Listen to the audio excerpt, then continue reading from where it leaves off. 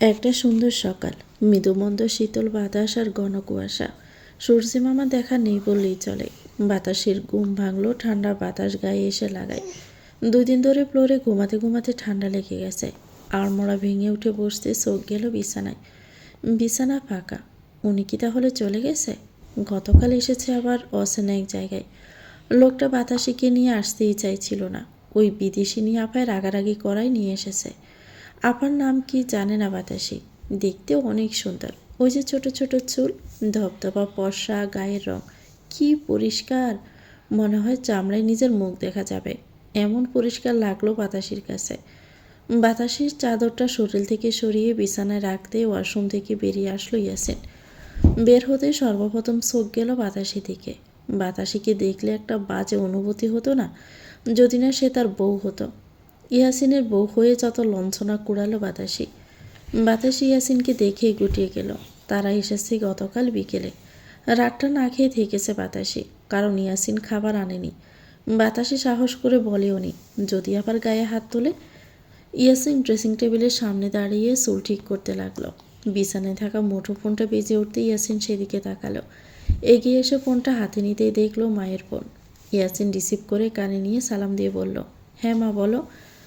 ইয়াসিনের মা ইয়াসমিন বেগম উৎফুল্ল নিয়ে বললেন, কী রে বাপ, তুই নাকি বিয়ে করেছিস? সুলেমান আমাকে জানালো। আমার একবার বলে করতি বিয়েটা, আমি কি না করতাম নাকি? কত ইচ্ছে ছিল তোর বিয়েটা নিজের চোখের সামনে দেখব, কিন্তু তুই তো জানালি না। এভাবে না জানিয়ে বিয়ে করলি কেন ইয়াসিন?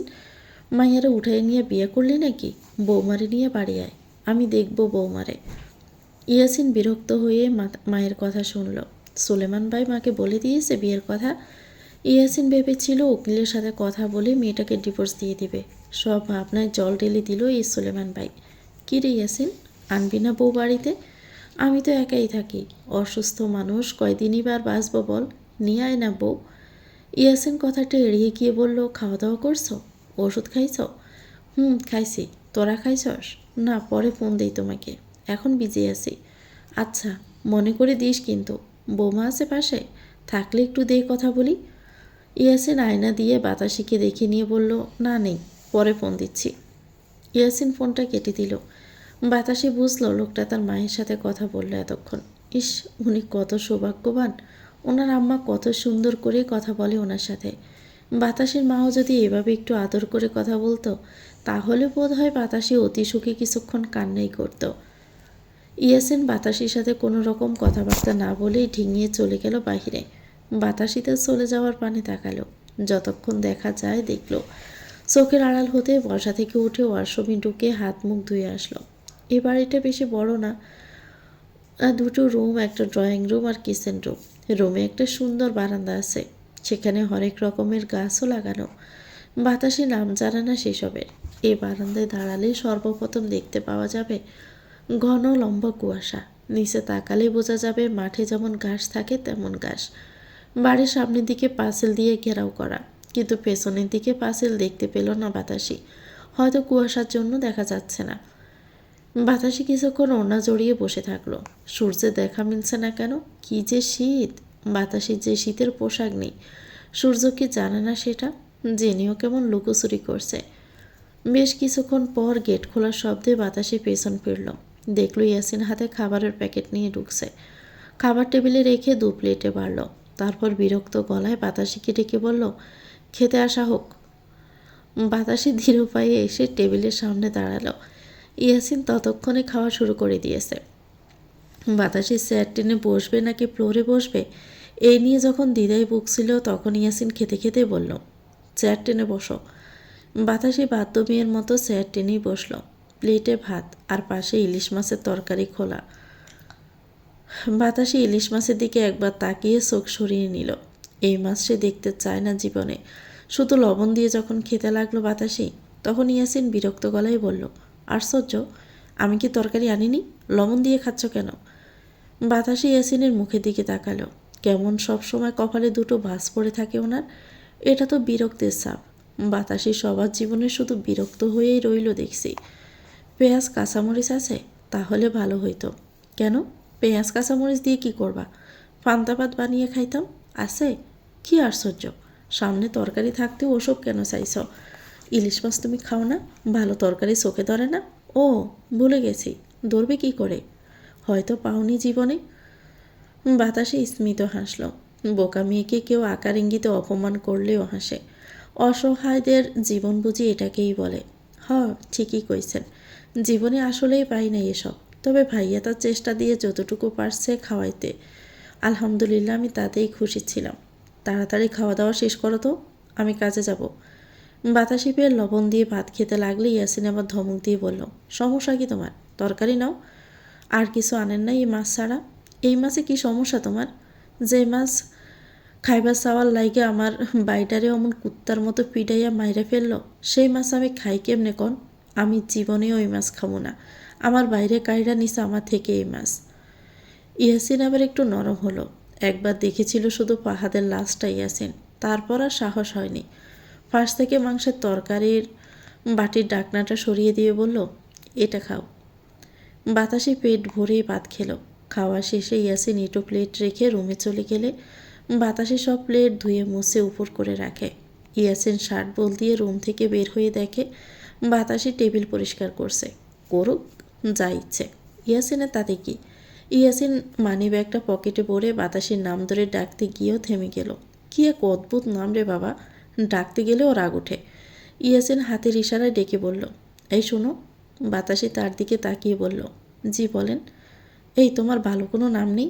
বাতাসি নামটা তোমার সাথে যায় না। নাম বাতাসি, অথচ বাতাসির মতো সুন্দর না তুমি। বাতাসি সে আগের মতো স্মিত হেসে বলল, ভালো নাম আছে তো। কি? রূপা। রূপা নামটা শুনে বের বিরক্ত হলো। কী সব নাম এই মেয়ের, কোনো মিল নেই নামের সাথে তার। এই নামটাও তো তোমার সাথে মানায় না। তুমি তো রূপার মতন দেখতে নাও, তাহলে এসব নাম কেন রেখেছে? জানি না, আব্বু নাকি রেখেছে। কেন, কালোদের কি এসব নামে মানায় না? কিভাবে মানায়? রূপা নামের মেয়েরাও রূপবতী হয়, আর তুমি তো কালো। তাহলে আমার গায়ের রঙের লগে কী নাম মানাইব? সেটাই না হয় আপনি রাইখা দেন। মনে হয় না এমন কোনো নাম আছে যেটা তোমার সাথে মানাবে। যাই হোক, আসতেছি। চুরি টুরির স্বভাব নেই তো তোমার আবার? যদি আবার চুরি টুরি করে পালিয়ে যাও, তখন আরেক বিপদ। কি অবলীলায় চোর বলে দিল বাতাসি কেউ নেই। বাতাসি কালো বলে কি তাকে চোর মনে হয়? চোররা কি কালো বাতাসির মতো? আপনি নিশ্চিন্তে থাকেন, চুরি করলেও যাওয়ার জায়গা নাই আমার, তাই চুরি করে এসে আশ্রয়টাও হারাতে চাই না। ইয়াসিন দীর্ঘশ্বাস ফেলে চলে গেল। ইমন আজ ছাত্র শিবিরের সংগঠনে এসেছে, শিবিরের নেতারাই ডেকেছে। আসার পরেই তারা জিজ্ঞেস করলো, শুনলাম তুমি নাকি কাজকর্ম করো না, খুব চেষ্টা করছো কাজ পাওয়ার। ইমন মাথা নেড়ে বলল, জি, আজকে দিনে তো ঘুষ না দিলে ভালো চাকরি পাওয়া যায় না, তার উপর কোটা তো আছেই। আমাদের মতো মধ্যবিত্তরা এই জন্যই বেকার হচ্ছে। লোকটা সাইডে একজনকে বলল, কোচিং সেন্টারে জবটা ওকে দাও। ইমনের দিকে তাকিয়ে ফের বলল, পড়াতে পারবে তো? কোন সাবজেক্টে দক্ষ তুমি? জি, ইংলিশ। ঠিক আছে, কাল থেকে সেন্টারে এসে ক্লাস করাবে। স্যালারি যা প্রাপ্য তাই পাবে তুমি। এটা দিয়ে শুরু করো, আস্তে ধীরে দেখবে আরও সামনে আগাবে। ধন্যবাদ আপনাকে। ইমন আরও টুকটাক কথাবার্তা বলে চলে আসলো। যদিও শিবিরদের আচার আচরণ সবই মুগ্ধকর, তবে ইমন জীবনেও বিশ্বাস করবে না যে শিবিরের সবাই ভালো। হাতের 5 আঙ্গুল যেমন সমান হতে পারে না, তেমনি সব শিবির ভালো হবে এটা আশা করা আগানো বোকামি। নিজে এই দলে যুক্ত হয়েছে বলে তাদের নিয়ে মুখে ফেনা তুলবে, ইমন তেমন ছেলে না। ইমন এসেছে তাদের আচার আচরণ, কথাবার্তা, নিয়মনীতি ভালো সেজন্য। যদি কখনো দেখে তারা দেশের মানুষের জন্য ক্ষতিকর, ইমন তখনই তাদের বিরুদ্ধেও আওয়াজ তুলবে। হেঁটে শাহবাগে আসতে দেখা হলো ইয়াসিনের সাথে। ইয়াসিন চা খাচ্ছিল টঙের দোকানে বসে। ইমনকে দেখে তার দিকে তাকালো। চোখাচোখি হলো দুজনের। ইমনই এগিয়ে আসলো, ইয়াসিন সরে বসার জায়গা দিল। ইমন বসে বলল, কেমন আছো ইয়াসিন? ইয়াসিন মন খারাপ নিয়ে বলল, ভালো থাকার দিন শেষ ভাই। কেন, কি হয়েছে? পাহাদের বোনকে দেখেছেন না? ইমন মনে করলো পাহাদের বোনকে, কালো বর্ণের পিচ্ছি মেয়েটা। হ্যাঁ, দেখেছি তো। মেয়েটা ভীষণ ভালোবাসত ভাইকে। ভাইয়ের মৃত্যুতে যে সে কি কান্না! ওই মেয়েকে আমার বিয়ে করা লাগছে। ইমন অবাক হলো, সাথে ভাবলো সোলেমান সুলতান কি তাদের অপকর্ম ঢাকার জন্য এটা করলো? সোলেমান সুলতান করিয়েছে নাকি? না ভাই, ভাইয়ে তো বলছিল বিয়েটা না করাইতে, কিন্তু ওই মেয়ের গ্রামের লোকেরা মিথ্যে অপবাদ দিয়ে জোর করে গাছের সাথে বেঁধে বিয়ে পড়িয়ে দিয়েছে। ইমন বুঝলো না কথার আগামাথা। গাছের সাথে বেঁধেছিল কেন? ঠিক বুঝলাম না ইয়াসিন, খুলে বলবে? ইয়াসিন সবটা খুলে বলল। সবটা শোনার পর ইমনের বুঝতে বাকি নেই ফাহাদের মা ইচ্ছে করে এসব করেছে। আপন মাও এমন হয়? ছি, এদের জন্যই মা নামটারই অসম্মান হয় মাঝে মধ্যে। ইমন ইয়াসিনের কাঁধে হাত রেখে বলল, বিয়েতে হয়েই গেছে ইয়াসিন, মেয়েটাকে ভালোবাসতে না পারো, অন্তত অসম্মান করো না। গায়ের রঙের জন্য মায়ের ভালোবাসা পাইনি। একটা ভাই ছিল, সেটাকেও তোমাদের দলের ছেলেপেলেরা মেরে ফেলেছে। এখন বাতাসি তুমি ছাড়া কেউ নেই। তুমিও যদি খারাপ ব্যবহার করো তাহলে মেয়েটা যাবে কোথায় বলো? ভাই, আপনি তো জানেন আমার বিয়ে নিয়ে কত স্বপ্ন ছিল, একটা সুন্দর বউ হবে আমার, সেখানে এই মেয়েকে আমি কীভাবে মানব? সবার সব স্বপ্ন তো পূরণ হয় না ইয়াসিন, যদি হতো তাহলে এই পৃথিবীতে এত দুঃখ কষ্ট থাকতো না। মসজিদের মাইক দিয়ে আজানের আওয়াজ ভেসে আসা ইমন বলল, নামাজ পড়বে? চলো একসাথে পড়ে আসি।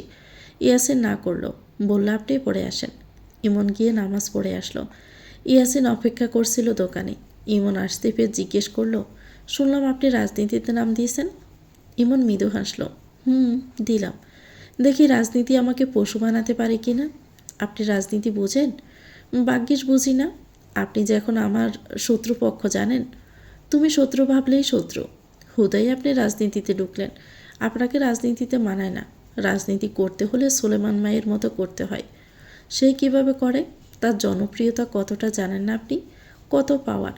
বড় বড় মন্ত্রী এমপি তার কাছে আসে সাহায্য চাইতে। এত বড় পাওয়ারফুল হলো কি করে? সেও তো একজন এমপি।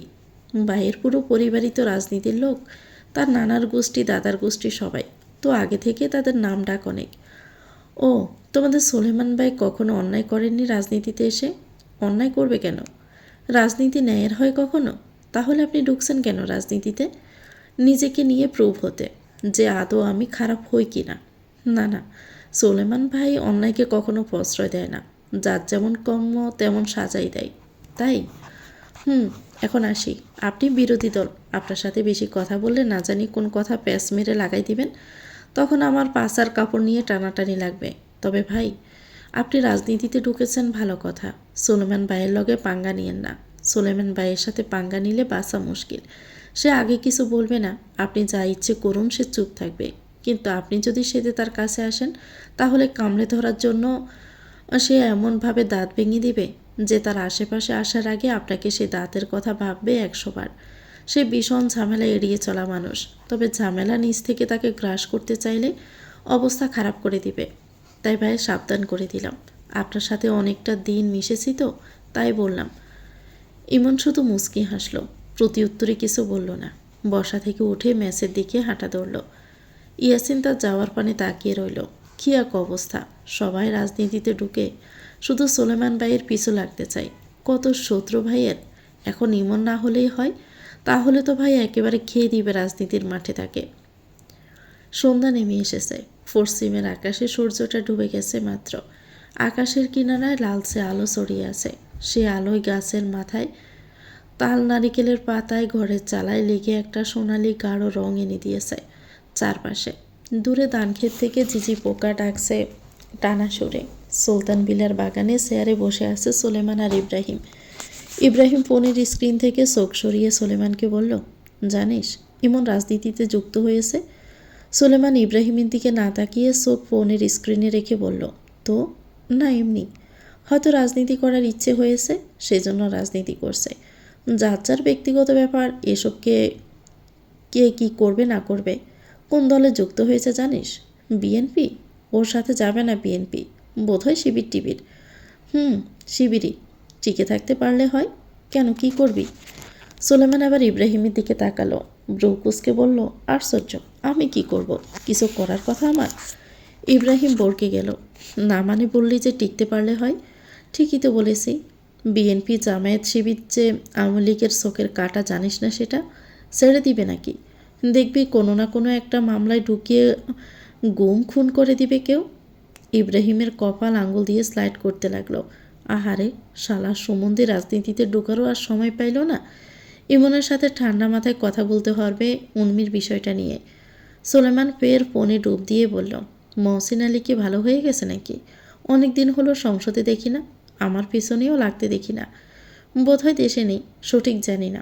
তোর এক্সের শ্বশুরের খবর? সুলেমান ঠান্ডা চোখে তাকিয়ে বলল, শাট আপ, কিসের এক্স? ফালতু মেয়ে একটা। নিজের রুচি যে এত খারাপ ছিল সেটা ভেবেই তো রাগ হয়।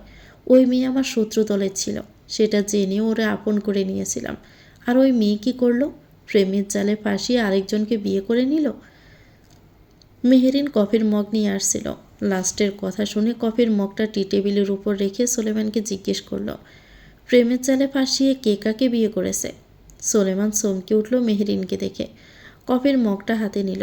মেহেরিন ফের জিজ্ঞেস করলো, কি হলো বলুন? সুলেমান এখন কি বলবে কিছু ভেবে পাচ্ছে না। আর একটু পরেই আসতো। আর ইব্রাহিম কেন কথাটা তুলতে গেল? সব দোষ ওর। সুলেমান ইব্রাহিমের দিকে আঙুল তাক করে বলল, ইব্রাহিমের এক্স। ইব্রাহিমকে প্রেমের জালে ফাঁসিয়ে আরেকজনকে বিয়ে করে নিয়েছে। সেটাই বলছিলাম। কিরে ইব্রাহিম, বল তোর ভাবিকে? ইব্রাহিম এবার ভড়কে গেল। তার এক্স? সে জীবনে একজনকেই পছন্দ করছে, আর সে একজনকেই তো বিয়ে করে নিছে। সুলেমান চোখের ইশারায় শাসালো। ইব্রাহিম বাধ্য ছেলের মতো বলল, হ্যাঁ, আমার একটা এক্স ছিল, তার কথাই বলছিলাম। মেয়েটা আমাকে ধোকা দিয়ে আরেক জায়গায় বিয়ে করে নিয়েছে। মেহেরিন শুনল চুপচাপ। আহারে, কিসের জন্য যে এরা প্রেম করে বিয়ের আগে? বাগ্যের সুলতান সাহেবের কোনো এক্সটেক্স নেই। তাহলে তো মেহেরিন বোধহয় 2 দিন নাওয়া খাওয়া ভুলে শুধু কেঁদেই যেত তার জীবনের প্রথম নারী হতে না পারার আক্ষেপে। আবার হয়তো মানিয়েও নিত চুপচাপ। বোধহয় নিজেকে বুঝ দিত যে প্রথমেই কে ছিল জীবনে সেটা মুখ্য বিষয় না, শেষে কে আছে সেটাই মুখ্য বিষয়। আবার হয়তো দুটোর একটাও করতো না মেহেরিন। ভাগ্য বলে মেনে নিয়ে নিজেকে শক্ত করে রাখত। মেহেরিনের অনুভূতি সব নির্ভর করছে পরিস্থিতির ওপর। কোনোভাবে সে শুনতো আর কোনোভাবে সে রিয়েক্ট করতো। মেহেরিন ট্রেনিংয়ে চলে আসতে নিলে পিছন পিছন সুলেমানও চলে আসে। ইব্রাহিম একা বসে রইল বাগানে। জীবনে একটা বন্ধু পেয়েছে ইব্রাহিম। কখনো সুলেমানের দোষ তাকে নিতে হয়, আবার কখনো ইব্রাহিমের দোষ সুলেমান নিজের কাঁধে নিয়ে নেয়। বাকির সুলেমানের মতো একটা মানুষ তার বন্ধু হয়েছিল। তা না হলে আজ তার ঠিকানা হয়তো কুর্তির ওই টর্চার ছেলেই হতো। তা না হলে সেদিনে ওই লোকদের হাতে প্রাণ চলে যেত। এক সুলেমানই সেদিন তাকে বাঁচিয়েছিল আর আশ্রয় দিয়েছিল। ছেলেটার কাছে ইব্রাহিম সব সময় ঋণী হয়ে থাকছে। সন্ধ্যার সময় যখন ওখানে উড়ে বেড়া পাখিগুলো তাদের নেড়ে ফিরতে ব্যস্ত, ঠিক সেই সময় ইয়াসিন হুড়মুড়িয়ে বাড়িতে ঢুকল। বাতাসে সে যে সকালে খাবার খেয়েছিল আর খায়নি কিছু সারাদিন। খাবে কি? বাড়িতে তো খাবার নেই, চাল ডাল লবণও নেই। গেট খোলার শব্দ শুনে রুম থেকে বের হলো বাতাসি। দেখল ইয়াসিনের হাতে খাবারের প্যাকেট। পেটে ক্ষুধা ভাবটা যেন তরতর করে বাড়তে লাগলো। ইয়াসিন বিরক্তিকর মুখ নিয়ে খাবারগুলো শব্দ করেই টেবিলে রাখলো। সুলেমান ভাই আজ রীতিমতো ধমকিয়েছে এই মেয়ের জন্য। খাবার কিনে কড়া গলায় বলেছে, বউকে ভালোবাসতে না পারিস, অসম্মান করছিস শুনলে জানে মেরে ফেলবো বলে রাখছি। বাজার সদাই করবি, খাওয়া পড়ার কষ্ট যেন না হয়। খালাম্মা দেখতে চেয়েছে তার ছেলের বউ। সকালের টিকিটে সোজা দিনাজপুর চলে যাবি, কটা দিন থেকে দেন ঢাকায় আসবি। ইয়াসিন তার মুখের উপরে কথা বলতে পারে না। বললে নিশ্চিত সুলেমান আজ ইয়াসিনের গালে তার শক্ত লোহার মতো হাতটা দিয়ে কষে কয়েকটা চড় বসাত। তাই ইয়াসিন চুপচাপে শুনে গিয়েছে। বাতাসের দিকে ইয়াসিন তাকিয়ে বলল, কে উদ্ধার করো আমাকে? আমার জীবনে এসেছো তো আমাকে জ্বালাতে। আকস্মিক কেমন রেগে কথা বলার কোনো কারণ খুঁজে পেল না বাতাসি। সে কি কিছু করেছে? করে থাকলে একটু বলে দিক। বাতাসি সেটা আর দ্বিতীয়বার করবে না। ইয়াসিন বাতাসিকে নড়তে চড়তে না দেখে ফের বলল, কিছু তো বলেছি, খাচ্ছ না কেন? খাও। এ খাবার কি বাতাসের গলা দিয়ে নামবে? এত তুচ্ছ তাচ্ছিল্য খাবার নিয়ে? এখনও তো তেল সাবান জামা কাপড় দেয়নি। ওগুলো দেওয়ার সময় তাহলে কেমন ব্যবহার করবে ইয়াসিন? বাতাসি মাথা নত করেই বলল, আমার ক্ষুধা নেই। ইয়াসিনের কপালে সেই আগের মতোই বিরক্তের ছাপ। সারাদিন কিছু খাইছিলা? খাও নাই তো, তাহলে ক্ষুধা নাই মানে? আপনার কথাই আমার পেট ভরে গেছে। ইয়াসিন প্লেটে খাবার বাড়ল। তারপর বাতাসির ডান বাহু ধরে টেনে চেয়ারে বসিয়ে বলল, চুপচাপ খেয়ে নাও তো। তোমার কেউ আছে এই পৃথিবীতে যে না খেয়ে থাকলে খাবার এনে মুখে তুলে দিবে? আমার আপনি ছাড়া কেউ নেই।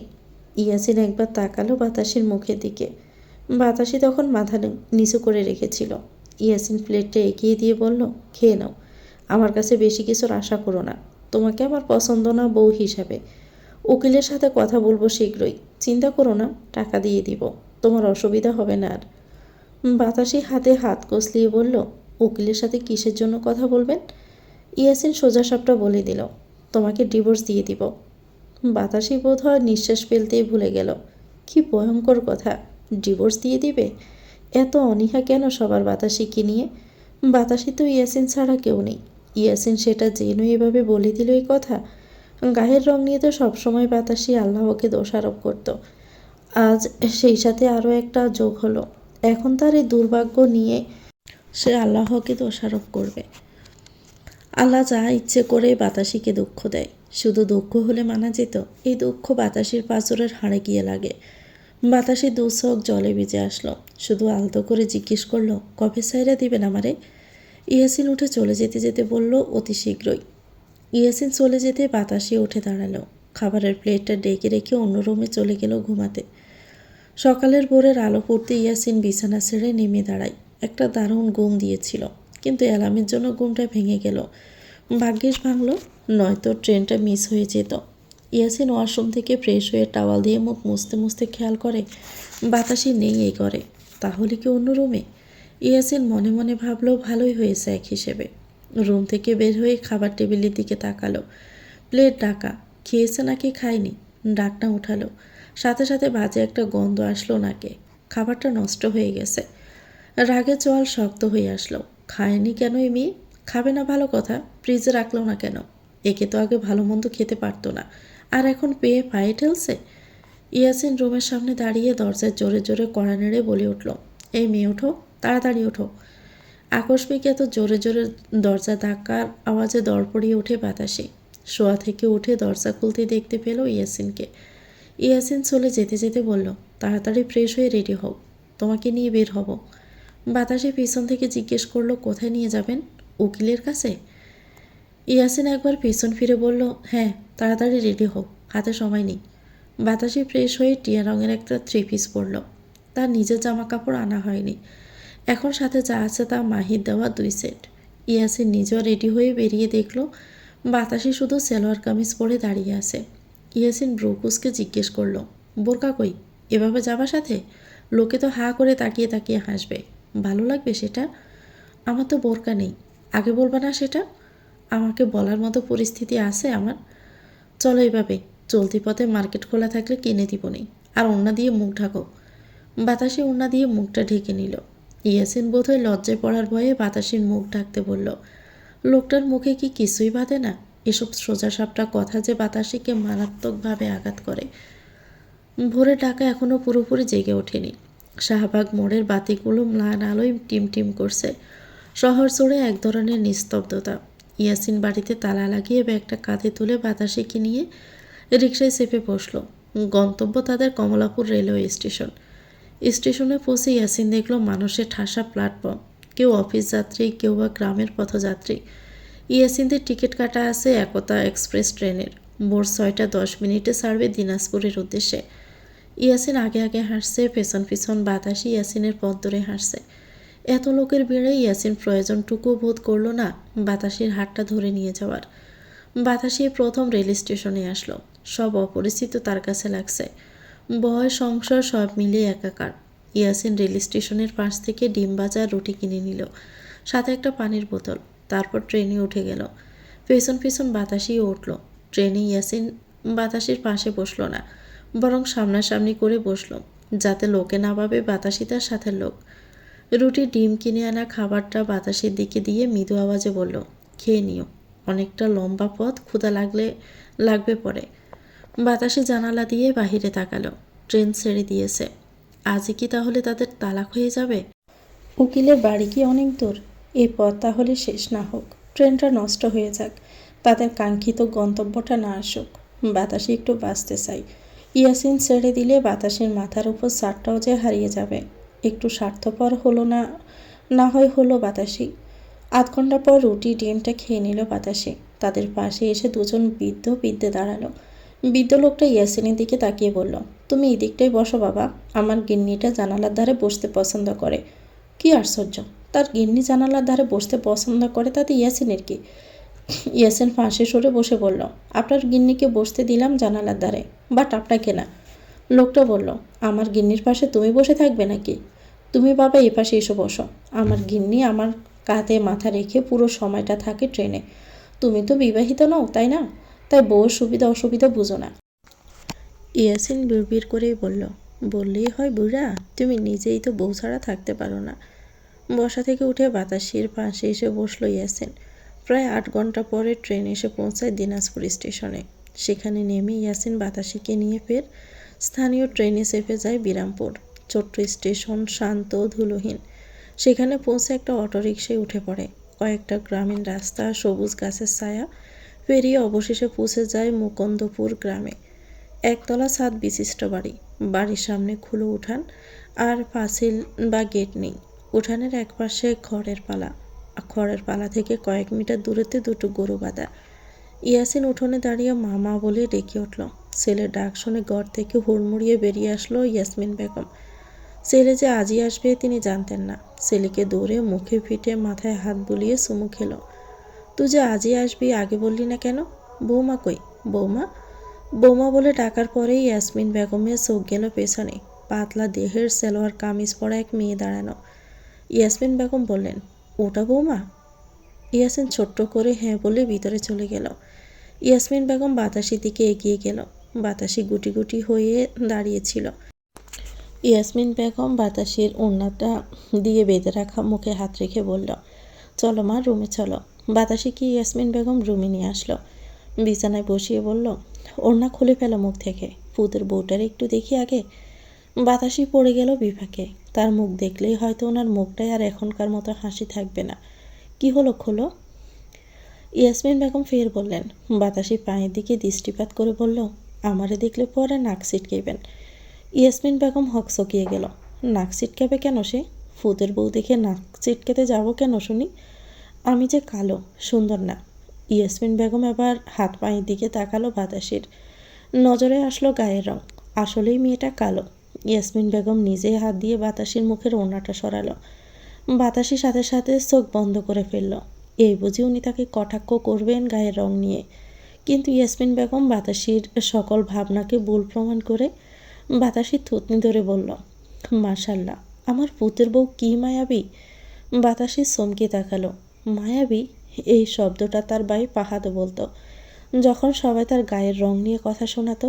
পৃথিবীতে কালো রঙের মেয়েদের বোধ হয় এই একটা শব্দ দিয়ে সান্ত্বনা দেওয়া যায় যে তুমি কালো হলেও তোমার চেহারা কাটিং সুন্দর, কিউট, মায়াবী। বাতাসি বোধ হয় সেই সান্ত্বনাদের দলের কেউ। বাতাসি ইয়াসমিন বেগমের মুখের দিকে তাকালো। ফাঁকা মাথার চুল, গায়ের রং ইয়াসিনের মতে হলদেটে ফর্সা। গায়ের চামড়া কুচকাতে শুরু করেছে। বয়স হচ্ছে কি না? আপনার আমাকে দেখলে ঘৃণা লাগলো না? ও মা, ঘৃণা কেন লাগবে? গায়ের রং কালো দেখে? দূর পাগলি, তুমি বসো, আমি আসতেছি। অনেকটা পথ পাড়ি দিয়ে এসেছ, ক্ষুধা লেগেছে নিশ্চয়ই। ইয়াসমিন বেগম চলে গেলেন। কিছুক্ষণ পর মাকে খুঁজতে খুঁজতে ইয়াসিন এই রুমে আসলো। বাতাসিকে দেখে বলল, আম্মাকে দেখেছ? কোথায় যেন গেল। ইয়াসিন চলে যাচ্ছিল। বাতাসি ডেকে বলল, শুনুন। ইয়াসিন পেছন ফিরে বলল, বলো। আপনার আম্মাকে আমি একটু আম্মা বলে ডাকি। আপনার আম্মা খুব ভালো। আমার আম্মা না আমাকে আম্মা বলে ডাকতেই দিত না, আমি কালো বলে। আপনার আম্মাও কি আমায় বকবে আম্মা ডাকলে? ইয়াসিনের খারাপ লাগলো বাতাসের কথায়। নরম গলায় বলল, তোমার আম্মা তো বহুত ফাজি। আমার আম্মা তোমার মায়ের মতো না। তার কাছে গায়ের রং টং কিছুই গণ্য করে না। তুমি চাইলে তাকে আম্মা বলেই ডাকতে পারো। বাতাসির নিচু গলায় বলল, তাহলে আপনার কাছে গায়ের রং এত গুরুত্ব পায় কেন? আপনিও তো আমি কালো বইলা দেখতে পারেন না। আপনার আর আমার মায়ের মধ্যে তাহলে পার্থক্য রইল কিসে? অথচ আপনার মায়ের সাথে আপনার কত পার্থক্য। ইয়াসিন জবাব দিল না, বেরিয়ে গেল। ইমন সকালের ব্যাচ পড়িয়ে ফ্রি হতে জুনাইদের সাথে কথা বলল বিয়ে নিয়ে। জুনাইদ তাড়াহুড়ো করতে না করলো ইমনকে। বলল খালা সাফে রাজি না হয়ে ইমন যেন নিজ থেকে রাজি হয়। তাদের কারো একজনের অমত নিয়ে সে বিয়ে করতে চাচ্ছে না উর্মিকে। ইমন আচ্ছা বলল। সে আরও ভেবে দেখবে, 2 দিন পর জানাবে। উর্মি ইব্রাহিমকে ফোন করে জানিয়েছে বাসায় নাকি তার বিয়ে নিয়ে কথাবার্তা উঠেছে। ইব্রাহিম যেন তার ভাইকে মানায়, আর বিয়ের বিষয়টা যেন না জানায় প্রথমেই।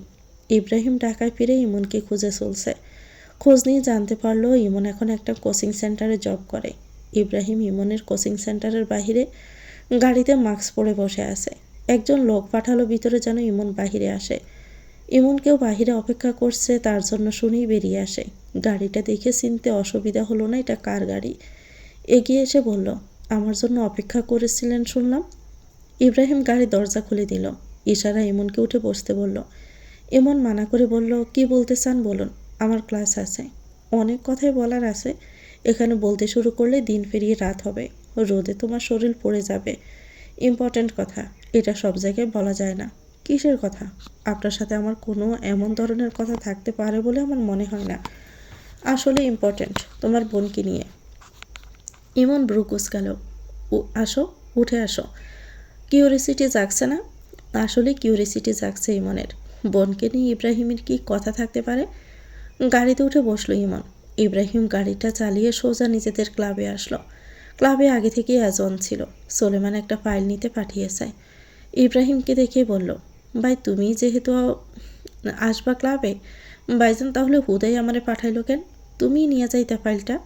কথাটা শেষ করে পেছনে ইমনকে দেখে ব্রু কুঁচকাল। এই ছেলেটা আগে ড্রাইভার ছিল না? হ্যাঁ, ইব্রাহিমের।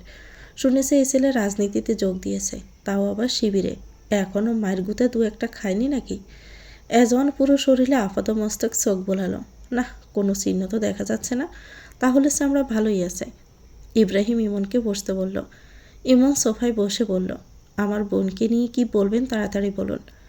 এজওয়ানের কপালে ধুবাস পড়ল। মেয়েলি ব্যাপার স্যাপার হবে নাকি এখানে? যেখানেই মেয়ে সেখানেই তো এজওয়ান। পৃথিবী এই কথাটা খুব ভালো করেই জানে। ইব্রাহিম পানি খেয়ে তারপর বলল, শুনলাম তোমার বোনের বিয়ের কথাবার্তা চলছে, কথাটা কি সত্যি? ইমন কথার উত্তর না দিয়ে পাল্টা প্রশ্ন করল, আপনি জানলেন কি করে? আমাদের হাত সম্পর্কে তুমি ভালো করেই জানো। কোনো কিছু সম্পর্কে আমাদের জানাটা খুব বেশি কঠিন কাজ নয়। নজর রাখছেন আমার উপর? এজন স্যার টেনেই বলল, দূর মিয়া, আপনার উপর নজর রাখতে যাবে কেন? আমার মনে হয় আপনার বোনের উপর নজর রাখছে ভাইয়ে। ইব্রাহিম চোখ গরম করে তাকালো। এজন ঠোঁটে আঙুল দিয়ে ভদ্র হয়ে রইল। আমার বোনের উপর নজর রাখছেন কেন? দেখো ইমন, আমি ঘুরিয়ে ফিরিয়ে কথা বলতে একদমই পছন্দ করি না। যা বলার সোজা সাপটা বলছি। আমি তোমার বোনকে পছন্দ করি, বিয়ে করতে চাই। তুমি রাজি হলে আমার প্রস্তাব গ্রহণ করো। ইমন সাথে সাথে উঠে দাঁড়ালো। নিশ্চয়ই রাজনীতি জড়িত এখানে। ইমনকে কোণঠাসা করে রাখতে চাইছে তার বোনকে তাদের কবজায় রেখে। আপনাকে আমি একদিন একটা কথা বলেছিলাম, মনে আছে? রাজনীতি করা ছেলের সাথে বোন বিয়ে দেবে না। তাহলে আপনি এই কথা বলেন কি করে দ্বিতীয়বার? তুমিও তো রাজনীতি করো, তুমিও তো বিয়ে করবে। তাহলে তোমাকে মেয়ে দিবে কেন ওই বেটারা? কে বলল আমি বিয়ে করব? কেন করবে না? স্যাকা খেয়ে বেকা হয়ে গেছো? ইমনের চোখ মুখ শক্ত হলো। সেটা পুরোটাই আমার ব্যক্তিগত ব্যাপার। আপনি এই কথা বলার জন্য ডেকেছেন? তাহলে শুনুন, আপনার কাছে আমার বোন দিব না। আমার বোনের বিয়ের কথাবার্তা চলছে। আমার খালাতো ভাইয়ের সাথেই তার বিয়ে হবে। তোমার বোনও আমাকে ভালোবাসে ইমন। ইমন চমকালো এমন কথা শুনে। তার বোনও ভালোবাসে মানে? কী সব উল্টাপাল্টা কথা বলছে? মাথা ঠিক আছে? আমার বোন যদি ভালোবাসে আপনায়, তারপরও আপনার সাথে আমার বোনকে বিয়ে দিব না। এবার এজন মুখের সামনে থেকে আঙ্গুল সরিয়ে বলল, এই মিয়া, সমস্যা কি? বোন দিলে কি তোমার জায়গা সম্পত্তি কমে যাবে নাকি? আমার ভাই কি যৌতুক চাইছে? উল্টা যৌতুক দিয়ে বিয়ে করবে দরকার পড়লে। ইমন আবার এজনের দিকে তাকালো। আপনার ভাই তার সকল সম্পত্তি আমার নামে করে দিলেও আমার বোনকে আমি তার সাথে বিয়ে দিব না। হ, আমার ভাই তো আপনারে তার সকল সম্পত্তি লিখে দেওয়ার জন্য বসে আছে। আপনি মিয়া রাজি হন। ভাইজান, আমি কইলে লোক চিনি। ইব্রাহিম জিজ্ঞেস করলো, কিসের লোক? এজন ইব্রাহিমের কানের কাছে মুখটা নিয়ে বলল, তাবিজ করার। এই বেটা বোন না দিলে তোমায় সেখানে নিয়ে যাব, তুমি তাবিজ করে কাছে টেনে নিবা। আমি বলো আগে এটা করলেই পারতাম, তাহলে বউ দুশ্মন হইতাম না। তুমি আমার মতো ভুল কইরো না ভাইয়া। ইব্রাহিম কথাটা শুনে প্রথমে নাক ছিটকানোর মতো করলো, পরে পরে মনে মনে বলল, কথাটা মন্দ না। ইমন বোন না দিলে তাই করতে হবে। ইব্রাহিম ঠান্ডা গলায় বলল, তোমার বোনকে ভালোই ভালোই দিয়ে দাও ইমন। আমার কোনো রাজনৈতিক স্বার্থ জড়িত নেই এখানে। তোমার সাথে আমার কোনো শত্রুতাও নেই। দিয়ে দাও তোমার বোনটা, সারা জীবন কৃতজ্ঞ থাকবো আমি। ইমন আগের নেই সোজা জবাব, সম্ভব না। ইব্রাহিম এবার চাপা স্বরে বলল, তুমি তোমার বোনকে আমায় দিবে না তাই তো? ওকে ফাইন, তোমার বোনের বিয়ে যদি অন্য কোথাও দাও, তাহলে তোমার বোনকে তাবিজ করে তার সংসার আমি নষ্ট করে দিব। এর চেয়ে ভালো হয় যদি বোনের সংসার বাঁচাতে চাও, তাহলে তাকে আমার সাথে সংসার করতে দাও। ট্রাস্ট মি, 1 মাসের মাথায় তোমাকে আমি মামু ডাক শোনামু। যদি না পারি তাহলে আমার নাম ইব্রাহিম পাশা না। এজওয়ান ব্রু কুচকালো লাস্ট কথা শুনে। ভাবনায় পড়ে গেল, কিরে ভাই, 1 মাসে কিভাবে মামু ডাক শোনাবে ইমনকে? প্রসেসিং হতেও তো সময় লাগে। পাকিস্তানি ড্রামা তো না এটা যে হাতে হাত ছোঁয়া লাগলো, দরজা বন্ধ করে দিল, তারপর দিন সুখবর শোনা গেল। বাংলাদেশে 1 মাসে কিভাবে সম্ভব? যদিও সম্ভব, কিন্তু সুখবর পেতে তো 2 থেকে 2.5 মাস লাগে। ইব্রাহিম ভাই থেকে পদ্ধতিটা শিখে রাখতে হবে আজওয়ানের। সেও চাইলে তাহলে চলতি মাসে বাপ হওয়ার প্রস্তুতি নিবে। ইমন যেতে যেতে বলল, যা করার করেন আপনি, আমি আমার সিদ্ধান্তই অটল। ওকে যাও, বোনের বিয়ের আয়োজন করো তাহলে। বাকিটা আমি নিজ দায়িত্বে করে নিচ্ছি। তোমার জন্য শুভকামনা রইল। আমার একমাত্র শালা, সরি, সুমন্দি হওয়ার জন্য। ইয়াসমিন বেগম গরম ভাত আর সাথে পুঁটি মাছের তরকারি, লাউ শাক ভাজি আর বেগুন ভাজি দিয়ে প্লেট সাজিয়ে টেবিলে রাখলো। তারপর রুমে এসে বাতাসিকে খাবার ঘরে নিয়ে বসিয়ে বলল, খেয়ে নাও মেয়ে, আসলে জানতাম না তো তোমরা আসবে, সেজন্য যা ছিল সেসব নিয়েই আসলাম। তোমার অসুবিধা হবে না তো এসব খেতে? বাতাসি চোখ বুলালো খাবারে। অনেক খাবার মনে হলো বাতাসির। এভাবে প্লেট সাজিয়ে এত আদর করে তাকে কেউ খেতে ডাক দেয়নি কখনো। ইয়াসমিন বেগম কেউ ডেকে নিল। ইয়াসিন টেবিলের মাথায় বসলো চেয়ার টেনে। তারপর কোনো দিকে না তাকিয়ে খেতে বসলো। সাথে বলল, তুমিও খেতে বসো মা। ইয়াসমিন বেগম জানালেন সে খেয়েছে দুপুরে, এখন আর খাবে না। ইয়াসমিন বেগম জিজ্ঞেস করলো, বউয়ের নাম কী রে? যার নাম তাকে জিজ্ঞেস করো। বাতাসি আস্তে করে বলল, ডাকনাম বাতাসি, আর ভালো নাম রূপা। মাশাল্লাহ, সুন্দর নাম। ইয়াসিন ভ্রু কুঁচকাল, তবে কিছুই বলল না। খাওয়া দাওয়া শেষ হতেই ইয়াসমিন বেগম বললেন, বৌমাকে নিয়ে পলাশবাড়ি যেতে হবে তোর খালার বাড়িতে। ইয়াসিন পেছন ফিরে বলল, খালার বাসায় ওকে নিয়ে যেতে হবে কেন? বারে, বোনের ছেলে আর ছেলের বউ দেখবে না? আমি যেতে পারবো না, খালাকে এসে দেখে যেতে বলো। কী কথাবার্তা এসব? হ্যাঁ, সমস্যা কী তোর? কিছু না, তুমি দেখতে চাইছো সেজন্য নিয়ে আসছি। বউ দেখানোর মতো না যে দেখাবো ঠ্যাং ঠ্যাং করে। ইয়াসিন চলে গেল বাহিরে।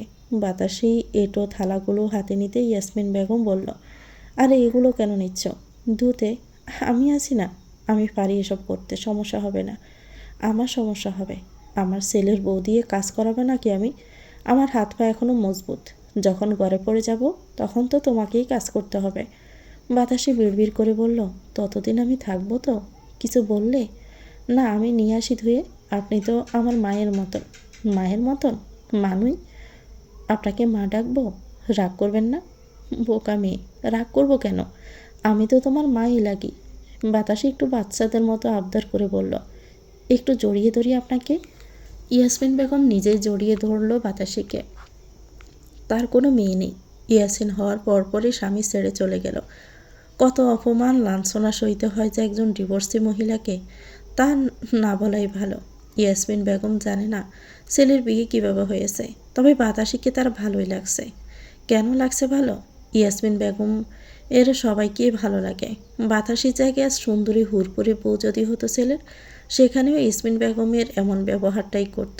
তার গায়ের রং আল্লাহ প্রদত্ত দেওয়া, সেখানে আমরা মানুষ যাতে তুচ্ছ তাচ্ছিল্য করলে স্বয়ং আল্লাহ সৃষ্টির প্রতি তুচ্ছ তাচ্ছিল্য করা হয়। বাতাসি কলপাড়ে গিয়ে থালা বাসন ধুয়ে আনলো। পাশের বাড়ি থেকে প্রতিবেশীরা এসেছে, শুনেছি ইয়াসিন নতুন বউ নিয়ে এসেছে। উঠোনে দাঁড়িয়ে ইয়াসমিন বেগমকে ডেকে বলে উঠল, কি গো ইয়াসমিন, বউ লইয়া?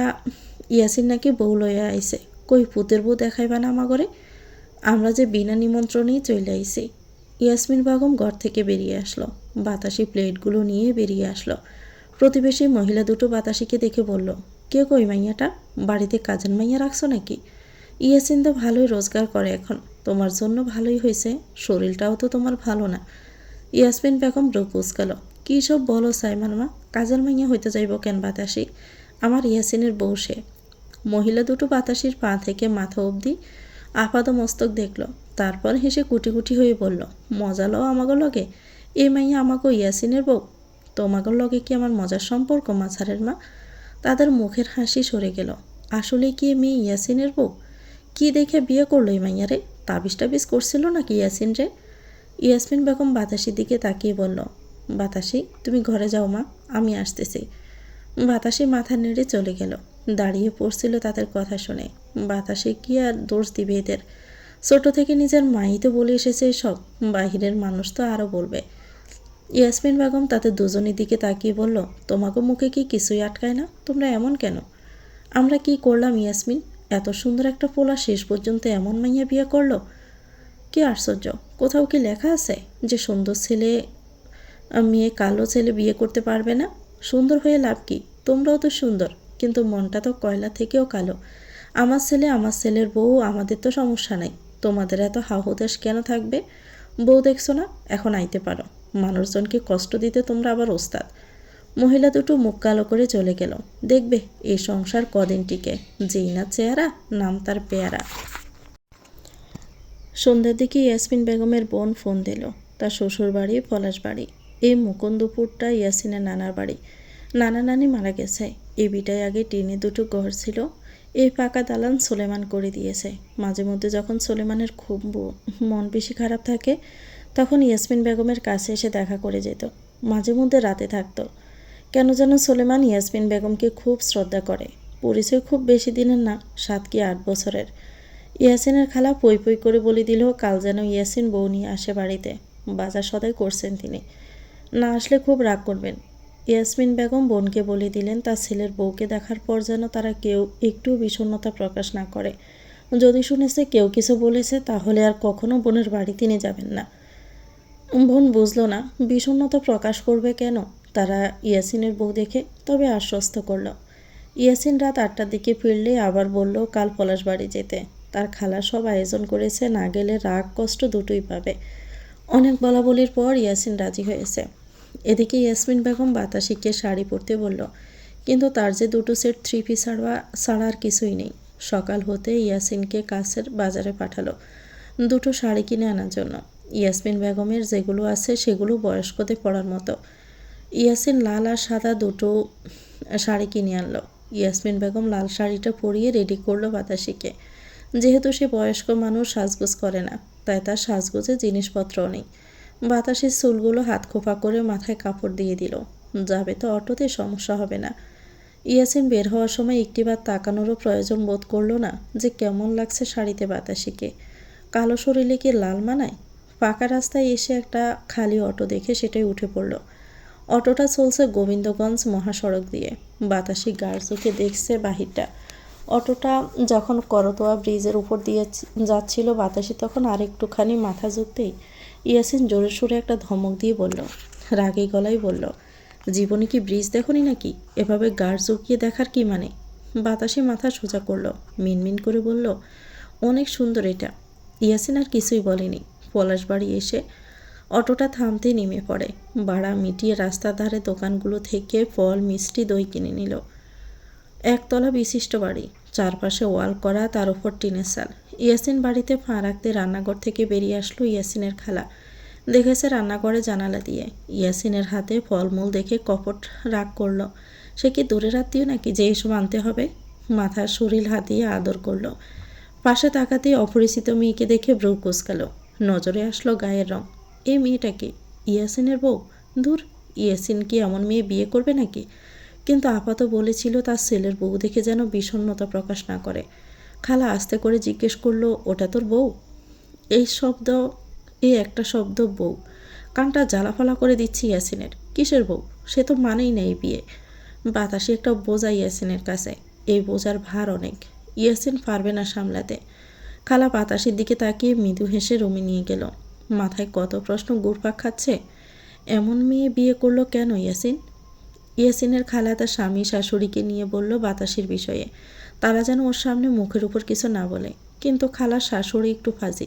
খেতে বসার সময় বাতাসি আর ইয়াসিনের মুখের উপর বলেই বসলো, এমন মাইয়া কেউ বিয়ে করে ইয়াসিন? এর চেয়ে আমার নাতনিটা কত সুন্দর, তারাই করতা বিয়া।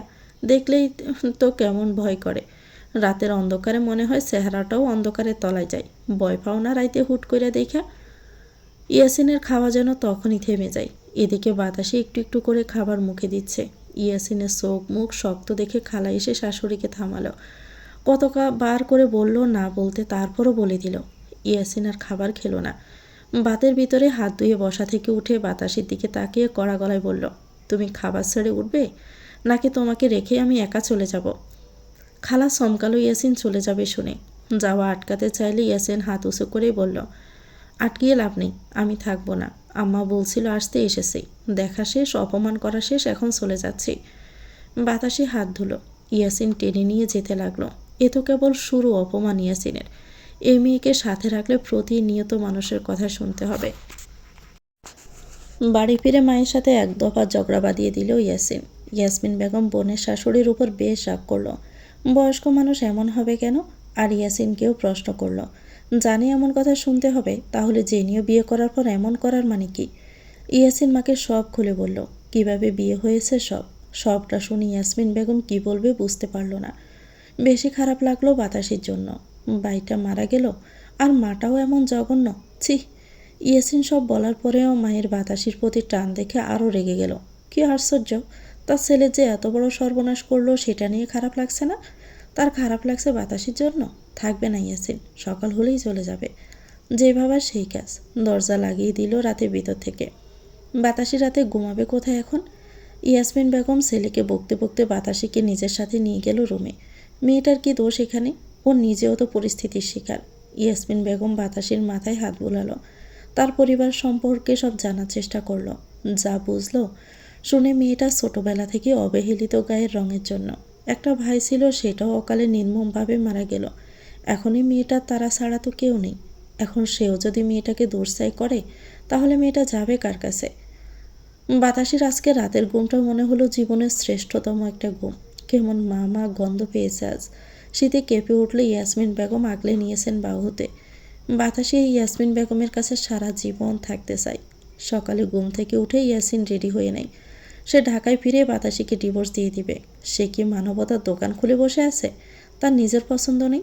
যেভাবে গাড়ি ঝুলিয়ে দিয়েছে সেভাবে ঘাট থেকে নামাবে। গলা ছেড়ে বাতাসির উদ্দেশ্যে বলল রেডি হতে। বাতাসি রেডি হলো না।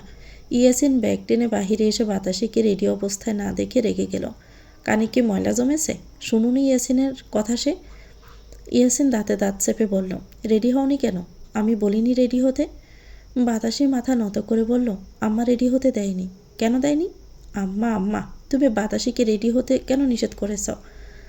ইয়াসমিন বেগম গোয়ালঘর থেকে বেরিয়ে আসলো। তুই ওরে ডিভোর্স দিয়ে দিবি নিয়া? আমি রাখবো না ওরে। সোলেমানরে বইলা দিব আমি। ভাইয়ের ভয় দেখাচ্ছ আমারে? সোলেমান কইছে তোর লগে বাতাসিরে না পাঠাইতে। তুই একলা চলে যা। আমার পুতের বউ আমি দেখে রাখবো, তুই যা। বাতাসি রুমে আসো তুমি। ইয়াসিন জাগ্গা। ইয়াসিন কড়া চোখে তাকালো। বাতাসি নরম গলায় বলল, আমি কয়টা দিন আপনার আম্মার সাথে থাকি?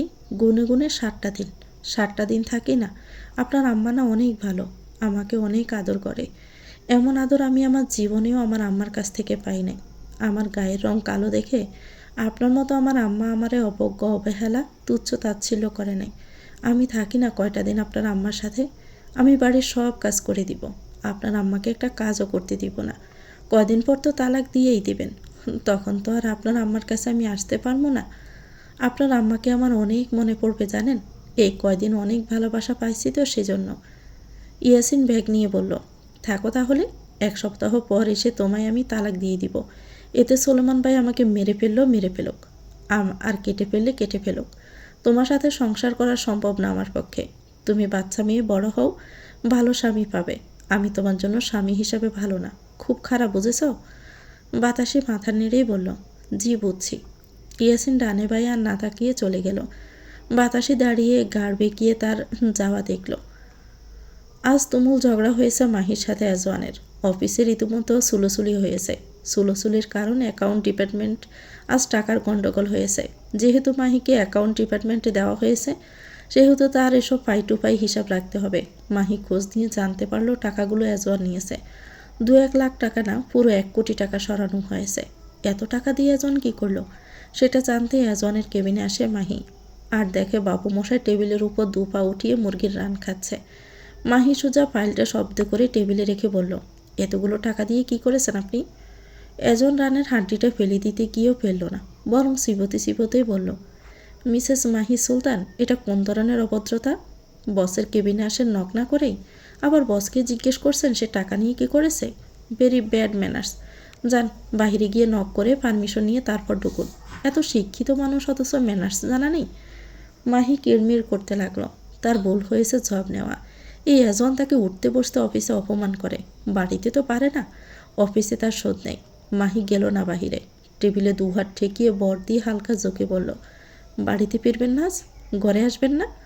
না, যাব না। বাড়ি গিয়ে কী করবো আমি? বাড়িতে আমার কে আছে? যে ঘরে বউ মাঝখানে কোলবালিশ দিয়ে ঘুমা, সেই ঘরে ঢুকতে আমার ঘেন্না করে। টাকার হিসাব দিন। আপনার ভাইজানের কাছে জবাবদিহিতা করতে পারবো না আমি, তাও আবার আপনাকে নিয়ে তো নয়। ক্ষুধা লাগছিল তাই খেয়ে ফেলছি, এই যে খাচ্ছি। তুমি খাবে? 1 কোটি টাকা আপনি ক্ষুধা মিটাতে নিয়েছেন? মস্করা করছেন? হু আর ইউ? মস্করা করার মতো সম্পর্ক আমার তোমার সাথে? এই মাথা গরম করবেন না এজওয়ান। এই সেমডি স্যার ডাক। কিসের এজওয়ান? সিনিয়র নামি। গিভ মি সম্মান। ইউ ডিজার্ভ অলওয়েজ অসম্মান। I know I deserve always তরিকুলের বেটির ভালোবাসা। গু খাসালা, তোর চাকরির কপালে জুতা। তুই বাড়ি আয় আজকে। শালি ভয় দেখাস? দেখাচ্ছি। আমি তো ভয় পেয়ে প্যান্ট ভিজিয়ে ফেললাম বোধ হয়। কথাটা শেষ করে এজন রানের হাড় মাহির দিকে ছুঁড়ে মারল। এজন ব্যথায় চোখ মুখ কুঁচকে ফেলল। মাহির হাতে নিজের কিছু উঠে আসা চুল দেখে দাঁত কিড়মিড় করতে করতে বলে উঠল, দেখছো নি কারবারটা? আমার চুলটাই না ছিঁড়ে ফেলছে। শালি ফাজিরের আষাড়ি। মনটা চাইতেছে তুইলে একটা আছাড় মারি। মাহি যেতে যেতে বলে গেল, বাসায় আসেন আজকে। সারা রাত যদি আপনাকে আমি বাহিরে দাঁড় করায় না রাখছি, তাহলে তো আপনার নাম ছাগল। মাহি চলে গেল। এজন আয়নায় নিজেকে দেখল। সি, তার মতো এমন ভদ্র জেন্টালম্যান এভাবে বউয়ের হাতে অত্যাচারিত হলো। লজ্জা, কি যে লজ্জা। এজন চুলগুলো হাত দিয়ে ঠিক করে বাকি চিকেনগুলো খেতে লাগলো। ফিরবেন আজকে বাসায়। খাওয়া শেষে বাহাদুরের ফোন আসলো। তার আজকে বারে যেতে ইচ্ছে করছে। অনেক দিন হলো প্রাণপ্রিয় বন্ধুর সাথে সময় কাটানো হয় না। কি অভিযোগ বাবা গো! মনে হয় এজন তার গার্লফ্রেন্ড আর এজন তাকে ছেড়ে আরেকটা বয়ফ্রেন্ড জুটিয়েছে বলে বাহাদুরের অভিমান হয়েছে। এজন দুটো বকা দিয়ে বলল, লেসবিয়ানের মতো কার্যকলাপ তোর। আইতাছি তোর জ্বালা মিটাইতে। শালা বিয়ে না কইরা বিয়েতে বন্ধুরে জ্বালাও। এজন গুলশানের একটা বারে আসলো। বারটা এই নিয়ে বেশ অনেকবারই আসলো। পরিচিত হয়ে গেছে লোকজন। বাহাদুর আর এজন আসতে তাদের আর চাইতে হলো না ওয়াইন। স্টাফ এসে দিয়ে গেল। এজন টুলের উপর বসে খেতে শুরু করলো। এজন খাচ্ছে আর বাহাদুর দাঁড়িয়ে বারের মেয়েদের নাচ দেখছে। পোশাক আশাক জঘন্য একদম। একটা মেয়ে এগিয়ে আসলো ওয়াইন নিতে। বোতল নিয়ে ফিরতে যেতে চোখ আটকে গেল এজনের দিকে। স্যুটবুট গলায় টাই পরিহিত সুপরশ লাগলো বটে। মেয়েটা এগিয়ে গিয়ে হাত নাড়িয়ে বলল, হাই। এজন না তাকিয়ে হাত উঁচু করে বলল, বাই। মেয়েটা ঝুঁকে বলল, আই সে হাই। এজন বা হাত দিয়ে ধাক্কা মেরে সরিয়ে দিয়ে বলল, I say bye. What's your name? AJ. AJ means? এজন সুলতান। মিস্টার এজন সুলতান, do you like sex with me? No thanks. Why? Because this mother fucking bloody sex always fuck me. Try করে তো দেখো আমার সাথে। I hate doing it with any girls. Why? I have a তরিকুলের বেটি and I only love it with my তরিকুলের বেটি। So you go to hell, 12 battery guard. What means 12 battery guard? Bahadur, খালাম্মাকে একটু বলে দে তো 12 ব্যাটারি মানে কি? মেয়েটা রীতিমতো রেগে গেল। খালাম্মা ডাকছে? তাও তার মতো এত সুন্দর মেয়েকে? বাহাদুর মেয়েটার দিকে তাকিয়ে বলল, 12 ব্যাটারি মানে একটা ব্যাটারি দিয়ে 12টা গাড়ি চার্জ দেওয়া যাকে বলে। মেয়েটা এজনের দিকে তাকিয়ে বলল, নিজেকে কি মনে করো কি তুমি?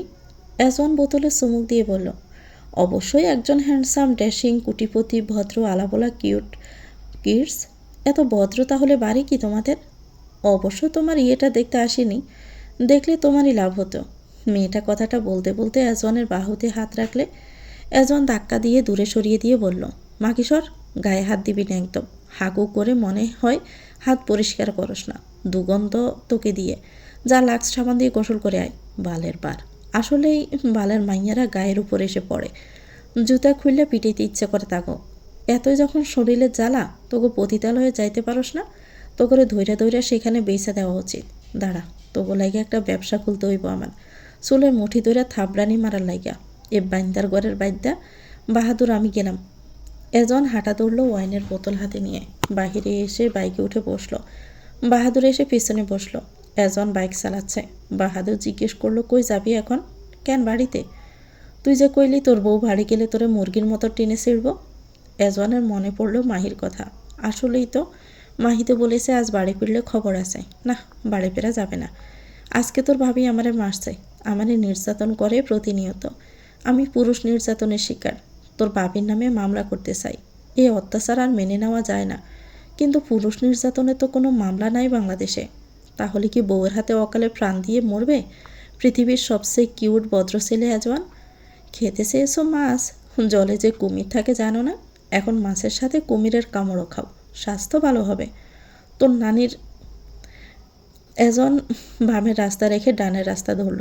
সামনেই একটা বিয়ে বাড়ি, সেখানে গান বাজনা হচ্ছে, ভোজপুরির গান বাজছে। এজন সে বিয়ে বাড়ির সামনে বাইক থামালো। বাহাদুর আকস্মিক বিয়ে বাড়ির গেটের সামনে বাইক থামাতে দেখে জিজ্ঞেস করলো, এখানে থামালি কেন? রাত বাজে এখন 1টার বেশি।